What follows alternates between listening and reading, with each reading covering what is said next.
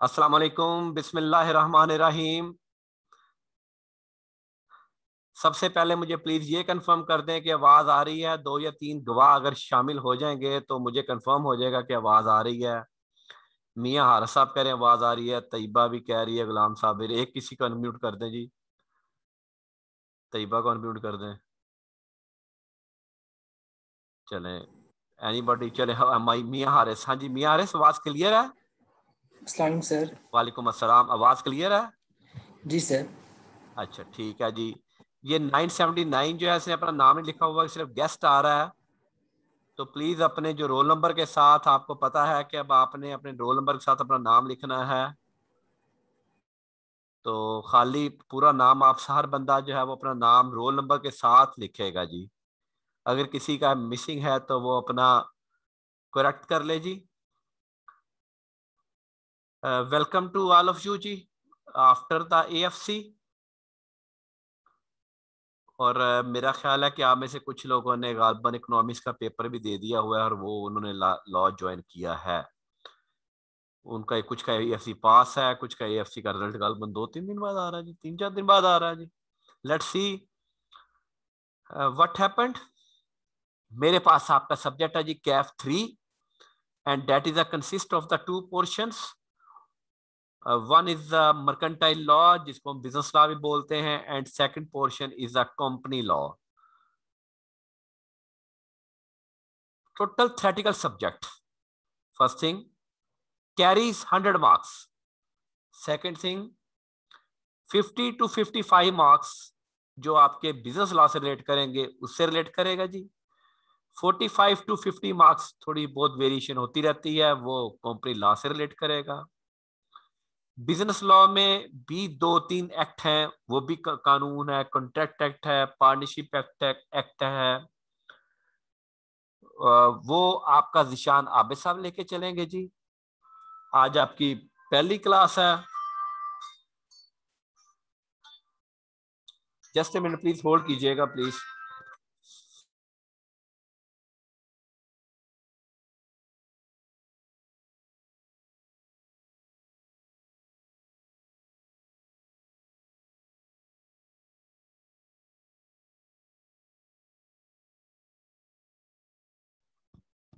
Sorry. तो total theoretical subject, कोई numerical नहीं है इसमें। तो थोड़ा सा ड्राई सब्जेक्ट भी है। इसमें केस स्टडीज भी आपके आते हैं। मर्केंटाइल लॉ में तो केस स्टडी खैर ज्यादा आते हैं। सी लॉ में थोड़ा सा वो जितना भी, अगर वो 45 मार्क्स का देता है तो 50-50 खेलता है। कुछ केस स्टडीज देता है, कुछ थ्योरेटिकल पोर्शन भी देता है। कंसेप्चुअल बनाने की जरूरत होती है कि हमने केस लॉ डेवलप कैसे करना है, और हम जो हम पढ़ रहे हैं वहां से वो किस तरह एग्जामिनर क्वेश्चन पूछता है, हम साथ वो भी डिस्कस करेंगे जी। चूंकि आप में से आप लोग बिजनेस को जानते हैं और बिजनेस किस तरह होता है। मैं क्या चाहूं, मैं अकेला बिजनेस कर सकता हूं, मैं कहूं जी मैं कॉलेज बनाना चाहता हूं और मैं अकेला बनाना चाहता हूं, और ये मेरा समझ लेके मैं कहता हूं जो टिप्स जो कॉलेज है इसका मैं अकेला मालिक हूं, तो हम उसको बोलते हैं सोल प्रोप्राइटर, सोल ट्रेडर। अगर मैं बिजनेस करता हूं यानी कि मैं अपने 100% अपने बिजनेस का मैं खुद ही मालिक हूं। सेकंड थिंग अगर हम देखें तो that is called the partnership. Partnership आपकी टिप्स की अगर मैं बात करूं तो टिप्स की एग्जांपल आपके सामने है, मैं जुनेद साहब और दिशान साहब पार्टनरशिप के तहत ये कॉलेज चला रहे हैं। हम तीनों का इसमें शेयर है, हम जो भी प्रॉफिट आता है हम उसमें से वो डिस्ट्रीब्यूट करते हैं व्हाट्सएवर इज, और ये हम पार्टनरशिप के तहत कॉलेज चल रहा है। कोई भी बंदा क्या सोल प्रोप्राइटर के तहत कोई काम कर सकता है? Answer is yes. कोई बंदा पार्टनरशिप के तहत कोई काम कर सकता है? Answer is yes. तो जो तीसरी फॉर्म है बेटा कंपनी, कॉर्पोरेट सेटअप, कंपनी के तहत काम करना, कंपनी की फॉर्मेशन, कंपनी में इन्वेस्टमेंट्स, कंपनी के शेयर होल्डर्स, कंपनी के मेंबर्स, कंपनी बनती कैसे है, कंपनी जन्म कैसे लेती है, कंपनी इटसेल्फ है क्या। कंपनी एक इंडिपेंडेंट लीगल एंटिटी है, कंपनी एक लीगल पर्सन है, कानूनी पर्सन है। मैं और आप क्या हैं? मैं भी पर्सन हूं, आप भी पर्सन हैं। मैं एक नेचुरल पर्सन हूं, आप भी एक नेचुरल पर्सन है। कंपनी भी एक पर्सन है, लेकिन कंपनी नेचुरल पर्सन नहीं है, कंपनी लीगल पर्सन है। एक नेचुरल पर्सन भी जन्म लेता है, एक लीगल पर्सन भी जन्म लेता है, उसकी भी फॉर्मेशन होती है। हमारी बर्थ होती है, उनकी वहां हम कहेंगे उनकी फॉर्मेशन होती है, उनकी इनकॉर्पोरेशन होती है। स्टारा लिमिटेड कंपनी है, क्रिस्टल लिमिटेड कंपनी है। ये कंपनी बनती कैसे है, कंपनी चलती कैसे है, कंपनी रन कैसे होती है, कंपनी को चलाता कौन है, कंपनी में पैसा कौन डालता है, कंपनी के स्टेक होल्डर कौन है, कंपनी क्या हर बंदा ही चलाता है? नहीं जी, कंपनी के डायरेक्टर्स उसको चलाते हैं, कंपनी का चीफ एग्जीक्यूटिव कौन है। आप लोग क्या बनने जा रहे हैं वो बताएगा? Anybody raise a hand? What's your aim? Anybody raise a hand? 178% no no, कोई नहीं है जी। लो जी, एक है तैयब राजपूत जी। जी जनाब तैयब, तैयब अनम्यूट करो अपने आप को। अस्सलाम वालेकुम सर। वालेकुम अस्सलाम। सर चार्टर्ड अकाउंटेंट बनना चाह रहे हैं। चार्टर्ड अकाउंटेंट बनने जा रहे हैं आप? ठीक है जी। अब चार्टर्ड बन के आप ऑडिट करेंगे कि क्या करेंगे? चलें आपसे मैं मुकालमा जारी रखता हूं। लो आप खुद ही म्यूट हो गए हैं।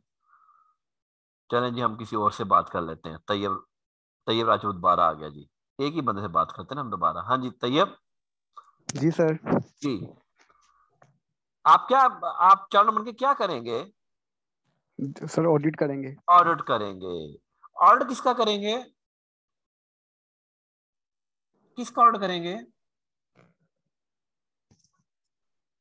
सर कंपनीज का, फर्म्स कंपनी का। से ऑडिट करेंगे। एग्जैक्टली exactly, बस मैं यहां आपको लाना चाहता था। Thank you very much. अच्छा, कंपनी का ऑर्डर करेंगे। अब वो कंपनी कैसे बनती है, किस चीज का ऑर्डर करेंगे? कंपनी के क्या वो बंदे गिनेंगे वहां बैठ के? क्यों जी तैयब? जी जी सर। ऑर्डर किस चीज का करेंगे कि कंपनी के बंदे सर बैठ के गिनेंगे? नहीं सर, उनके अकाउंट्स का ऑडिट करेंगे। अकाउंट्स का ऑर्डर करेंगे। चले आगे आपको ब्रेक करते हैं। इकरा जी, इकरा को अनम्यूट करें जी। इकरा ने ये रेजन किया हुआ इकरा ने। जी इकरा। अस्सलाम वालेकुम सर। वालेकुम अस्सलाम जी। सर उसके अकाउंट्स का ही सारा करेंगे ऑडिट के, हाँ मतलब कितने हाँ जी, ट्रांजैक्शंस हाँ हुए जी हैं। उसके अकाउंट में क्या क्या शामिल होगा? डिपॉजिट और उसके बाद जो क्रेडिट सारे मतलब लोन बोरो किया या जितना लोन किसी हम को इनको पे पर किया। कहते हैं क्या इन अकाउंट्स को? सर इसको कहते हैं financial accounts. Financial account, financial statements, हम इनको फाइनेंशियल स्टेटमेंट्स कहते हैं। या अब कंपनी ने अकाउंट्स कौन कौन से बनाने हैं हम इस आपके सिलेबस में डिस्कस करेंगे। ठीक है जी, म्यूट कर देंगे बिल्कुल। ठीक है, thank you ji.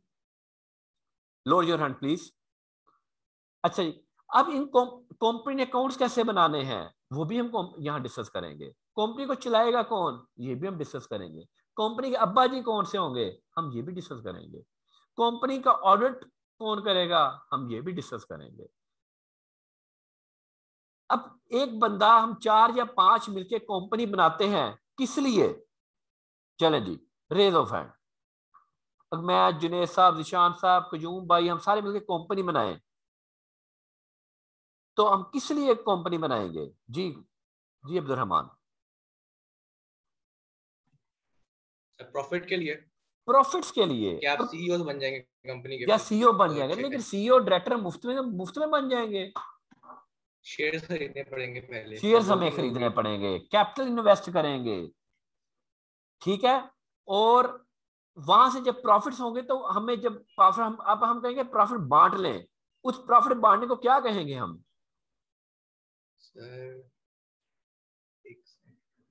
Dividend, dividend कहेंगे, शाबाश, हाँ जी डिविडेंड कहेंगे। अब डिविडेंड कैसे बांटेंगे वो भी हम यहाँ पे डिस्कस करेंगे। एक्चुअली मैं आपको थोड़ा सा जो है ना वो सिंक्रोनाइज करना चाह रहा हूं कि हम पढ़ने क्या जा रहे हैं।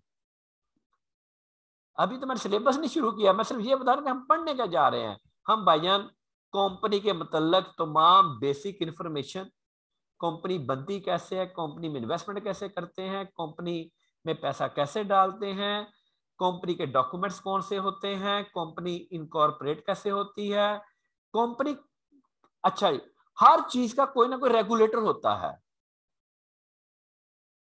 हर चीज का कोई ना कोई मेरा रेगुलेटर कौन है? आई कैप मेरा रेगुलेटर है। मेरे कॉलेज का रेगुलेटर कौन है? आई कैप है। टैक्सेस,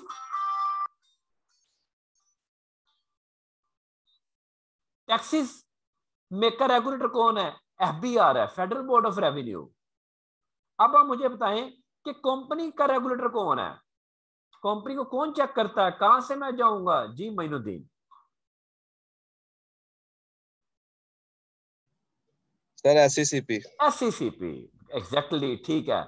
अब यहां पे हम एससीसीपी के बारे में भी देखेंगे। SCCP, securities and exchange commission of Pakistan, Pakistan की तमाम कंपनीज का एक रेगुलेटर है, उसको हम एससीसीपी बोलते हैं। चाहे वो कंपनी कोयटा में, चाहे वो कंपनी जो है वो, चाहे वो कंपनी बलूचिस्तान में है, चाहे वो कंपनी जो है वो कराची में है, चाहे लाहौर है, फैसलाबाद है, शेखुपुरा है, जहां मर्जी है उसका एक रेगुलेटर है एससीसीपी। कंपनी मैं नहीं बना सकता, कंपनी कयूम भाई नहीं बना सकते, यानी कि बना सकते हैं, अप्रूवल कौन देगा कंपनी बनाने की? एससीसीपी के ऑफिशियल्स देंगे। तो एससीसीपी के बारे में हम डिस्कस करेंगे। और इस लॉ को कौन रिलेट करेगा? ये कौन सा लॉ हम पढ़ने जा रहे हैं बेटा? हम पढ़ने जा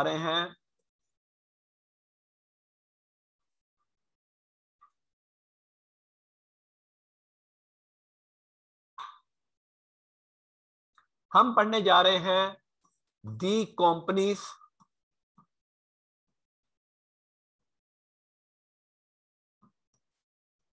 एक्ट 2017। क्या ये सारा एक्ट आपके सिलेबस का हिस्सा है? Answer is no. आपका इस लेवल पे भी कंपनी लॉ है और आपका फाइनल लेवल पे भी कॉर्पोरेट लॉ का पेपर मौजूद है।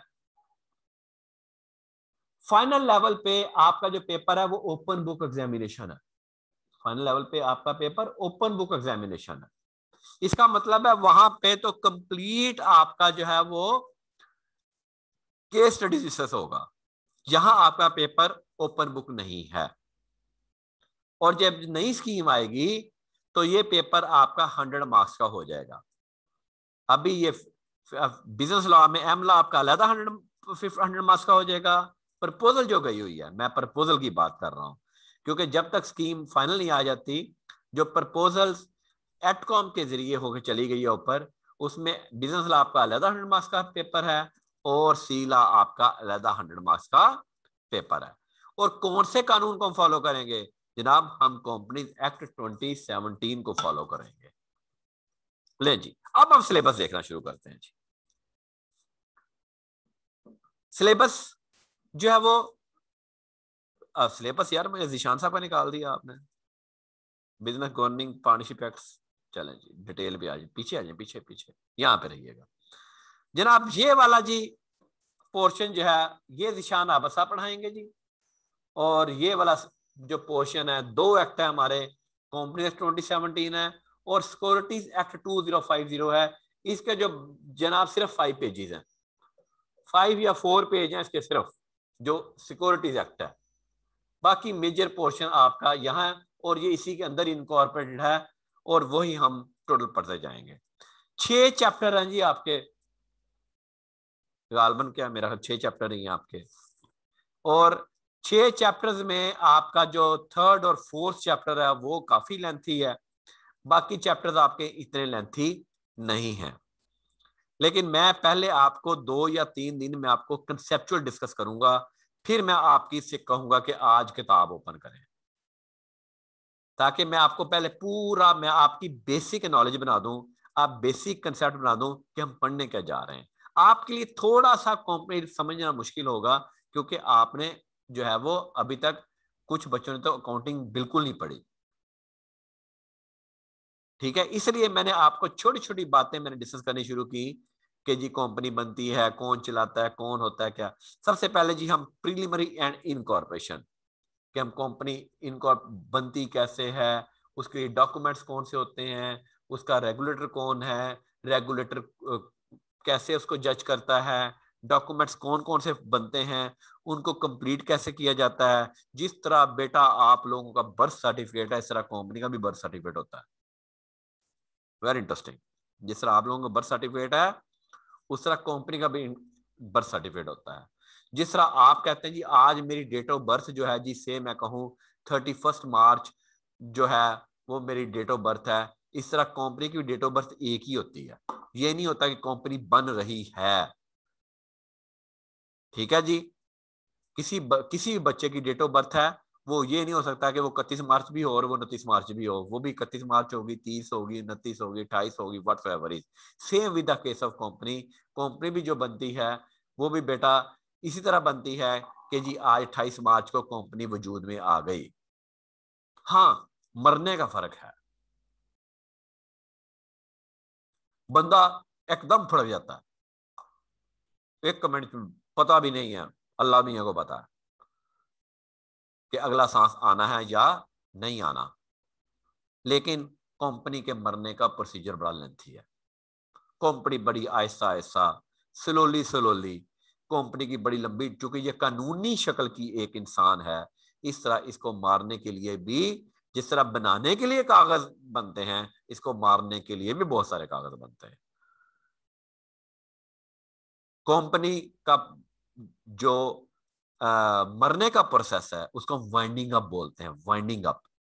वो स्लो, वो बड़ा स्लो है, वो हमारे सिलेबस में मौजूद नहीं है। अब हम आगे चलते हैं जी।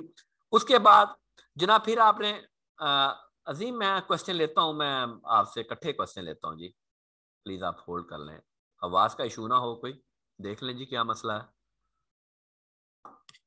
जी। एनीबॉडी, आवाज का इशू तो नहीं है मेरा ख्याल है। चलें ठीक है जी, मैं अपना सवाल अभी ज़हन में रख लें। अब अच्छा, ये आपके तकरीबन 5 to 10 मार्क्स हैं। देन फिर आपने सुना होगा कि कंपनी एक प्राइवेट लिमिटेड भी होती है और कंपनी के शेयर स्टॉक एक्सचेंज में लिस्टेड भी होते हैं। स्टॉक में भी शेयर्स का कारोबार किया जा सकता है, वहां भी आप जरूर सुनते हैं कि लो जी आज इतने शेयर्स का कारोबार हो गया, कराची स्टॉक एक्सचेंज इतने पॉइंट्स हो गए, वहां पे इतने शेयर्स की सेल परचेज हो गई, उसका कुछ पोर्शन। अच्छा, कुछ लोग होते हैं कि मैंने जुनेद साहब और जिशान साहब ने कंपनी बना ली, बस और कोई बंदा है ही नहीं, चौथा बंदा ही नहीं है। एक है कि बहुत सारे लोग उसके शेयर होल्डर हैं, जिसको हम पब्लिक कंपनी बोलते हैं। जिसको हम पब्लिक लिस्टेड कंपनी बोलते हैं। वो लिस्टेड कंपनी कैसे बनती है? क्या मैं यहाँ बाहर खड़ा होकर आवाज लगाना शुरू कर दूं कि भाईजान मैं लिस्टेड कंपनी बनाने लगा हूँ, किस किस ने पैसे डालने हैं? क्या ऐसा होगा? नहीं, ऐसा नहीं होगा। उसका एक प्रोसीजर है कि वो कंपनी कैसे जो है वो अपनी तमाम प्रोज एंड कॉन्स किस तरह अपने शेयर इशू करती है।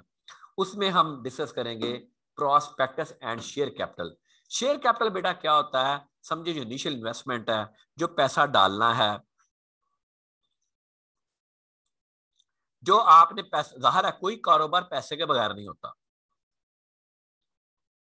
ठीक है जी। कोई ऐसा पैसा, कुछ ना कुछ पैसा तो लगता ही लगता है। हाँ, सर्विस सेक्टर में पैसा कम लगता है। अब मैं कहूँ जी, जाहिर है जी पार्कर अंडर भी हमारा बिजनेस है जी, वहां पे आपका दिमाग, आपका इन्वेस्टमेंट है, वहां पे आपने कोई क्वालिफिकेशन की है तो आप काम कर रहे हैं। हाँ, वही मैं बात करूँ, मैंने फैक्ट्री लगानी है, मैंने मार्कर बनाने की फैक्ट्री लगानी है, वहां पैसा डिफरेंट रिक्वायर्ड है। उसको हम शेयर कैपिटल बोलते हैं। किसके हिस्से कितने शेयर्स आएंगे। प्रॉस्पेक्टस आपने पढ़ी, आपने अभी तक सुना होगा कॉलेज की प्रॉस्पेक्टस। तो कॉलेज की प्रॉस्पेक्टस, यहां भी प्रॉस्पेक्टस है लेकिन वो कॉलेज की नहीं है, ये कंपनी की प्रॉस्पेक्टस है।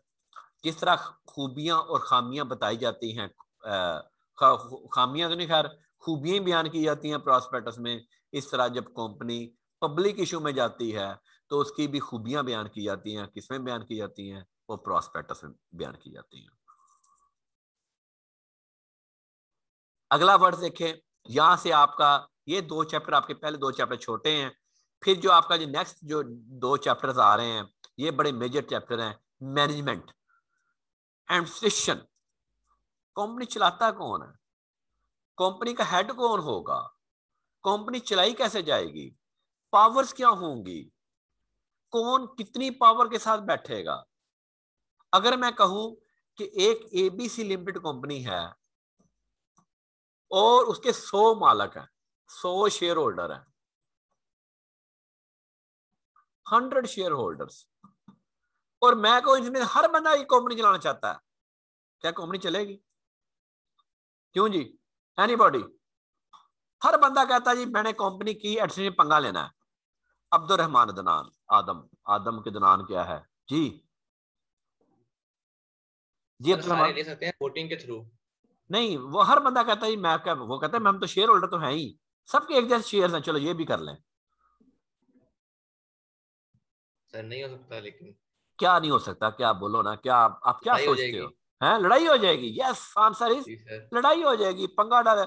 वो कहेगा नहीं जी वोचर मैं साइन करना, 6 रुपए मेरे या 2 रुपए होते या वो जी मियां वकार जी। हाँ जी वकार, आप क्या कहना चाहते हैं जी? आपसे हम पूछ लेते हैं जी। वकार ने रेज हैंड किया था, चला गया है।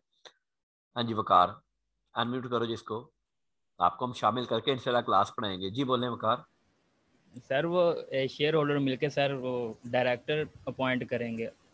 हाँ जी, अरे अभी तो हम लड़ाई की बात कर रहे हैं, ठीक है, अभी तो हम सुलह की बात कर ही नहीं रहे। ठीक है, म्यूट करते हैं जी। जी अब अच्छा, तो फड्डा हो जाएगा जी। इवन हम अगर हम यहाँ पे देखें, हम अपना कॉलेज की एग्जांपल ले लें, आप समझ लें कि ये कॉलेज कंपनी के साथ चल रहा है, तो आपको पता है कि इसकी तमाम एडमिनिस्ट्रेशन मैं देख रहा हूं, हालांकि बंदे कितने हैं? 3। यहां पे मेरे दोनों पार्टनर्स मेरे काम में दखल नहीं देते। स्कूल है टिप्स का, आपको पता है।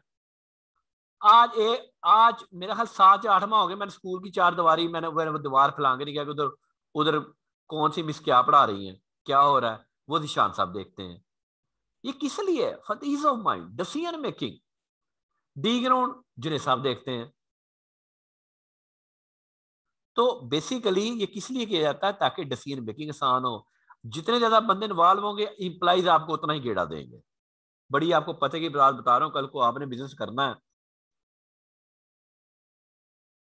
इंप्लाई हमेशा लीवर लेता है। वो जी मैं तो जुनेद साहब ने दसता सीगा, और मैंने कहा तुमने ऐसा क्यों किया? वो जी जुनेद साहब ने कहा था ऐसे कर दो, और जुनेद साहब को क्या कह दिया जी? अहमद साहब ने ऐसे कहा था, ऐसे कर दो। अब जुनेद साहब इसलिए चुप कर रहे कि अहमद साहब ने कह दिया था, अहमद साहब इसलिए चुप कर रहे जुनेद साहब ने ऐसे कहा था, और इंप्लाई अपना बेनिफिट लेकर चला गया। तो एक पूरी मैनेजमेंट सिलेक्ट होती है और उसके बाद किया जाता है कि कौन से जो है वो लोग जो है वो कंपनी चलाएंगे। द थर्ड वर्ड इज, पीछे कीजिएगा जी, the third word is disclosure of the interest. Disclosure of interest क्या है? आपने लफ्ज कन्फ्लिक्ट ऑफ इंटरेस्ट सुना जी किसी ने? कन्फ्लिक्ट ऑफ इंटरेस्ट, और अगर सुना है तो इसका मतलब क्या होता है? आप सारे लोग क्या करेंगे, जिसको नहीं पता फौरन गूगल करेगा। हाँ जी जनाब, चलें जी गूगल करके देख लें, मुझे कोई फर्क कोई नहीं। हम कौन सा इम्तिहान दे रहे हैं?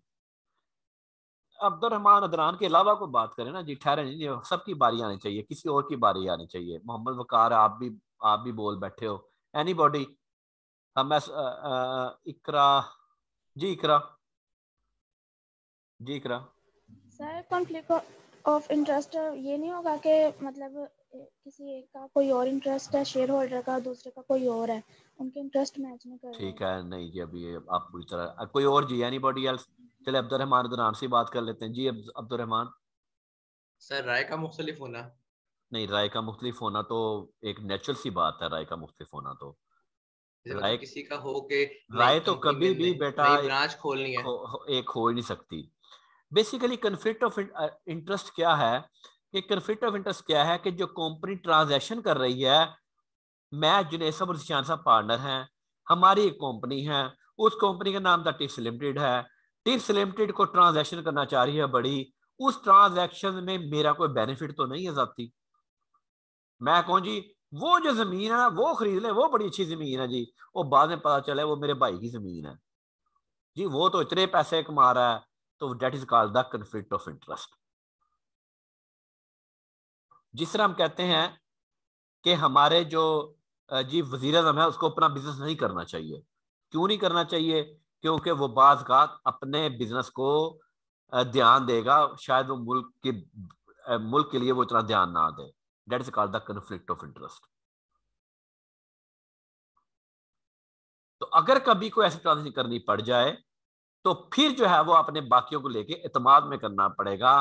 कहेंगे मैं उनको, हाँ जी जमीन भी अच्छी है, कंपनी के लिए सूटेबल भी है, और मुझे अपने पार्टनर्स को बताना चाहिए कि जनाब ये मेरे भाई की जमीन है, इसमें मेरा बेनिफिट है, and that is called the disclosure of interest.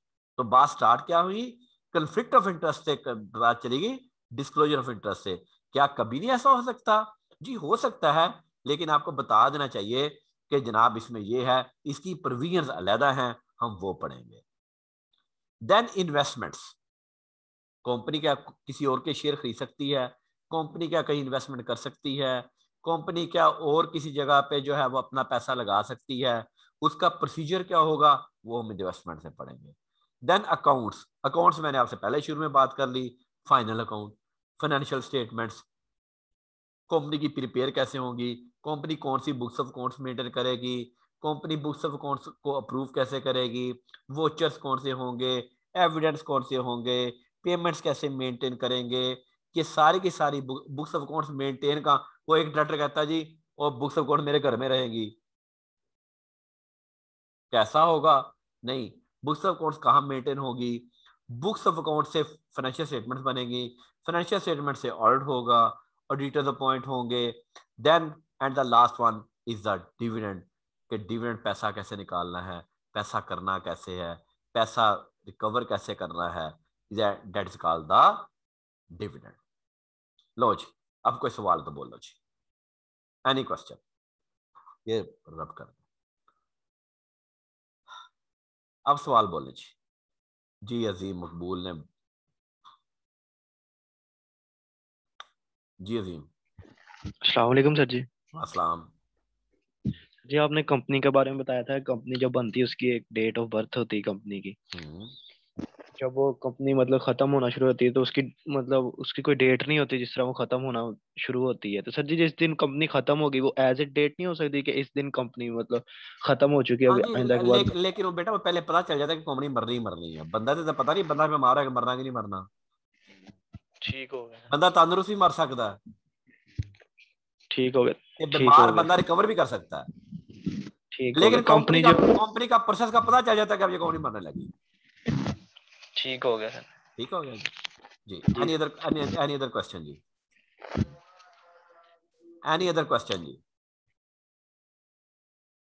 ये आप यार लेट ज्वाइनर्स बहुत हो, प्लीज लेट। अभी देखे ना 5 बच्चों ने अभी ज्वाइन किया है माशाल्लाह, उतनी देर से 195 से 5 बच्चों ने भी ज्वाइन किया, फिर कहेंगे अच्छा सर वो ना ये हो गया था, सर वो ना फलां हो गया था, सर वो लेक्चर अपलोड कर दें। फिर क्यों जी? सर नेट इश्यू था। नेट इश्यू नहीं था, वो नेट कहीं और इस्तेमाल हो रहा था। चले मी, हाँ जी वकार चला गया जी। एनी अदर जी, एनी अदर क्वेश्चन जी? अच्छा, ये कानून जब भी पढ़ा जाता है ना जी, तो कानून के दो हिस्से होते हैं। कानून के दो हिस्से होते हैं। कानून एक होता है लेजिस्लेटिव लॉ, मतलब आपका जो कंपनीज एक्ट है ये क्या है? लेजिस्लेटिव लॉ है। जब भी कोई लेजिस्लेटिव लॉ आता है तो उसका मतलब कानून है, हुक्म दे दिया गया कैसे करना है। तो हर एक के साथ, हर लेजिस्लेटिव लॉ के साथ एक प्रोसीजर लॉ भी आता है। प्रोसीजर लॉ, प्रोसीजरल लॉ वो हमेशा होते हैं रूल्स, कंपनीज रूल्स। जैसे ये कंपनी एक्ट है तो ये क्या है? एक प्रोसीजर लॉ है। जो कंपनी रूल्स हैं वो क्या है? वो प्रोसीजर लॉ है। Sorry, company act legislative law है और कंपनी रूल्स जो है वो प्रोसीजरल लॉ है। अब दोनों में फर्क क्या है? कुरान पाक में नमाज का हुक्म दिया गया, कुरान पाक में नमाज का हुक्म दिया गया। कुरान पाक क्या है? ए लेजिस्लेटिव लॉ है जो अल्लाह ने बनाया है और हजरत अकरम सल्लल्लाहु अलैहि वसल्लम के थ्रू हम तक पहुंचाया है। नमाज का हुक्म वहां दे दिया गया, कानून में बता दिया गया। उसकी प्रैक्टिकल एप्लीकेशन कैसे है वो रूल्स में बता दी गई। नमाज पढ़नी किस तरह है वो हमें सुन्नत नबवी से पता चला। आपको बता दिया गया कि इंटर के बाद आप सीए में दाखिला ले सकते हैं, सीए ऑर्डिनेंस के अंदर बता दिया गया। 150 नंबर के ऊपर इंग्लिश एग्जाम्प्ट है, ऑर्डिनेंस के अंदर बता दिया गया। वो एग्जाम्पशन अप्लाई कैसे करनी है उसका फॉर्म रूल्स में दे दिया गया। जब भी कोई कानून बनाया जाता है, कानून हमेशा, जो कानून लिखने वाले होते हैं उनको लेजिस्लेचर्स बोलते हैं। क्या बोलते हैं? लेजिस्लेचर्स बोलते हैं। कानून लिखना कोई आसान काम नहीं है। एक बात याद रखें कि कानून हमारे स्फीयर ऑफ लाइफ को कभी कवर नहीं कर सकता। क्यों? ये इंसान बनाता है। कुरान पाक मुकम्मल किताब है, वो अल्लाह ने बनाई है, वो भी लेजिस्लेटिव लॉ है। कानून में हमेशा कोई ना कोई नई चीज आती रहती है,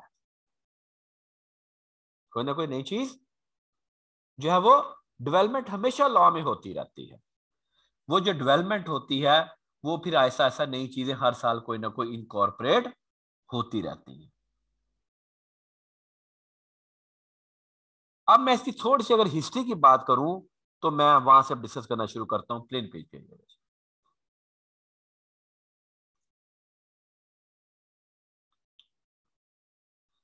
जनाब, जब हिस्ट्री की बात करते हैं तो आपको पता है कि 14 अगस्त 1947 को पाकिस्तान वजूद में आया। उससे पहले अंग्रेज दौर था और अंग्रेज भी एक, आपको पता है, बड़ी कागजों वाली कौम है, उसकी जमहूरियत बहुत पुरानी है।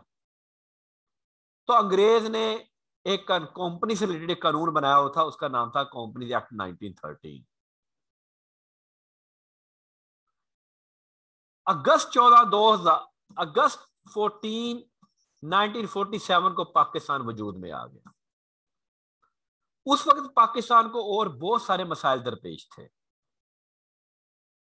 महाजीन का इशू था, कत्लेआम हो गया था, पाकिस्तान का पैसा नहीं था, गवर्नर जनरल साहब कायदे बीमार थे, एक वो बांग्लादेश हमें कोई इतनी दूर हमें मिल गया, एक वो लहदा एडमिनिस्ट्रेशन प्रॉब्लम बहुत ज्यादा थे। क्या वहां पाकिस्तान पे नया कानून लिखने बैठ जाते? गवर्नमेंट ने उसी वक्त क्या किया? गवर्नमेंट ने कहा कि हम जो अंग्रेज का बनाया हुआ कानून है हम इसी को अडॉप्ट कर लेते हैं। उन्होंने कहा ये कानून पाकिस्तान में अडॉप्ट हो गया और इसी कानून की तमाम प्रोविजंस कंपनी के लिए एप्लीकेबल होंगी। फिर after a very long period of time general Zia के दौर में कानून रीड्राफ्ट के लिए सोचा गया। कानून की बेस कभी चेंज नहीं होती, कानून की बेस वही रहती है। क्या मैं कहूं जी कानून चेंज हो गया अब ये पार्टनरशिप के लिए अप्लाई हो गया? नहीं, ये कंपनी के लिए अप्लाई रहना था। तो ज़ियाउल हक साहब के दौर में जो है वो नए ऑर्डिनेंस का नफाज किया गया और उसको कहा गया द कंपनी ऑर्डिनेंस 1984। फिर 2002 में फिर सोचा गया कि कानून नया लाया जाए, यानी कि मेजर अमेंडमेंट्स जब होती हैं तो हम समझते फिर कानून ही को रीड्राफ्ट कर दिया जाए। अक्टूबर 26 को अक्टूबर में गवर्नमेंट ने काफी को तौर पे ड्राफ्ट कर दिया कि ज़ाहिर है डेवलपमेंट के साथ कोई ना कोई चेंजेस आती रहती हैं, लेकिन फिर फैसला हुआ कि नहीं जनाब इसको चेंज ना करें और अक्टूबर 26, 2002 को मेजर चेंजेस इनकॉर्पोरेट कर दी गई इसी के अंदर। बड़ा मेजर इसकी कानून की प्रोविजंस को चेंज हुई थी। जिस तरह कुरान की बातों को हम वर्सेस बहुत कहते हैं, इस तरह जो कानून में लिखा हम इसको प्रोविजंस बोलते हैं। क्या बोलते हैं? हम प्रोविजंस बोलते हैं, प्रोविजंस। फिर इसके बाद जनाब after very long period of time again the working start हुई और ये बन गया कंपनीज एक्ट 2017। यानी कि इससे कैसे पीछे कंपनी मौजूद थी, मौजूद था, वो कंपनी ऑर्डिनेंस कंपनी बनती थी, अब इसके तहत बनना शुरू हो गई, उससे पहले इसके तहत कंपनी बनती थी। अब एक्ट और ऑर्डिनेंस में क्या फर्क है? एक्ट और ऑर्डिनेंस में क्या फर्क है? Act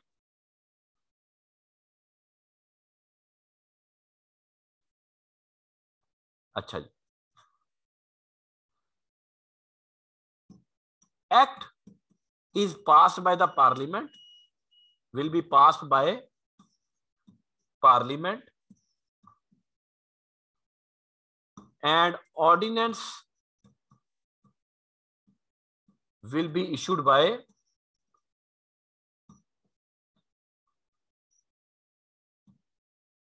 President of Pakistan। ये फर्क है जी एक्ट और ऑर्डिनेंस में। 1984 में ज़ियाउल हक साहब थे, ज़ियाउल हक के दौर में देखिए ऑर्डिनेंस आया। 2017 में आपको पता है कि नून लीग की हुकूमत थी और जमहूरियत थी, तो वहां जो पार्लियामेंट के जरिए कानून नाफज किया गया वो एक्ट कहलाता है और जो सदर इशू करता है वो ऑर्डिनेंस। ज़ियाउल हक उस वक्त अकेले पावर में थे तो इसलिए उसको ऑर्डिनेंस कहते हैं। क्या असेंबली के वजूद होते प्रेसिडेंट ऑर्डिनेंस इशू कर सकता है? मतलब आजकल जैसे असेंबली भी है, इमरान खान की हुकूमत है पीटीआई की, और सदर को ऑर्डिनेंस इशू कर सकता है? जनाब कर सकता है, सदर आज भी ऑर्डिनेंस इशू कर सकता है, लेकिन वो ऑर्डिनेंस 120 दिन तक एप्लीकेबल रहेगा, सिर्फ 120 दिन तक एप्लीकेबल रहेगा। 120 दिन के अंदर अंदर उसको आपको पार्लियामेंट से मंजूर करवाना है और वो फिर एक्ट की शक्ल इख्तियार कर जाता है। लो जी, कोई सवाल तो बोल लीजिए, ये मैंने आज हिस्ट्री भी साथ डिस्कस कर दीजिए। Any question? Any question from your side?